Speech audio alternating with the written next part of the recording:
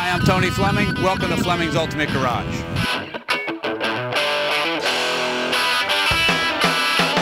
A lot of people say this is what started it all. This is a 64 GTO, and what makes this GTO a little special is everything about it is correct. The only thing that we have changed on the car would be the wheels, and we do have the original wheels that came with the car, but this is a true Silvermist car, which, you know, back in the 60s, silver wasn't a super popular color. You know, red was, black was, things like that, and today, silver is the most popular color sold on any car. This is an original Silvermist car. Great, great paint, great lines. It really highlights some of the accents of the GTO. Now these are red lines on the car, but they're red line radials. You know, originally the car came with belted tires, and one of the greatest advances in automotive engineering, believe it or not, was a switch to radials. It really gave you a great ride and great handling, and this way you kind of get the authentic red line look, but you get a significantly nice drive. The underneath of this car, spectacular. It's a frame-off restoration. We have the photo book documentation of that. It was nut and bolt, so every piece of chrome, every bolt, every suspension piece, you name it, it's been replaced and correct. Now a lot of people ask about the mirror on this car. You know, in 64 the GTO mirror was there on the left front fender and not at the vent window. They throw a lot about style on cars. You know, everybody says, wow, that car looks great.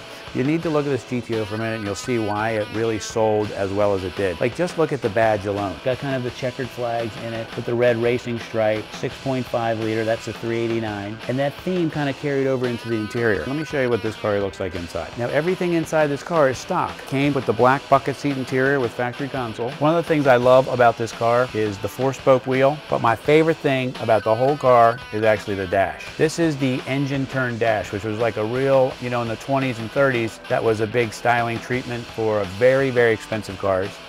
Pontiac decided to put this on in this car here, and they did such a great job. This has the factory tack, which you can kind of dial the red line in to what you feel is safe. And we usually leave that right around 5,000, which is a factory. 120-mile-an-hour speedometer. This has 3,527 miles on it. That's 3,527 miles on it since it was restored. So it has not a lot of miles on it since it was restored, but enough miles on it that we've gotten all the bugs out of it and everything seems to work properly. Has a water temp gauge, oil pressure, original AM radio. It's just, I mean, it's just what a great styling piece. Vent windows look good. I don't know, I just love the car. But you know, as much as you love the car, really the real reason you buy it is what's under the hood. So let's have a peek and see what's under the hood.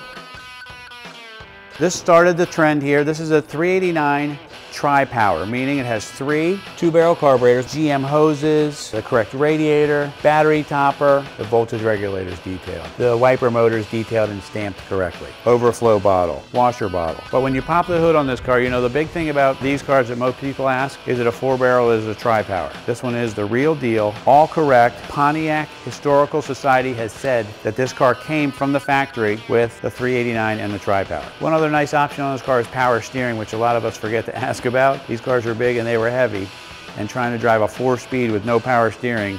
So whoever ordered this car definitely ordered it the right way. One thing you probably buy in a car is the sound, and that's the sound you need to hear on this car because it does sound great. Let's hear what it sounds like.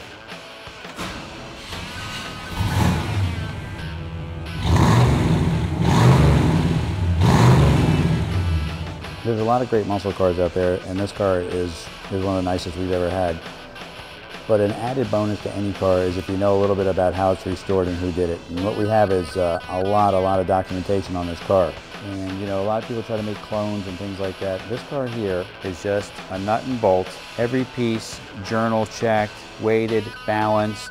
We also have reproduction window sticker of the car from PHS, which is the Pontiac Historical Society. And we also have the PHS documentation, so you know that you're getting a real GTO with a Tripower 3 two-barrel setup.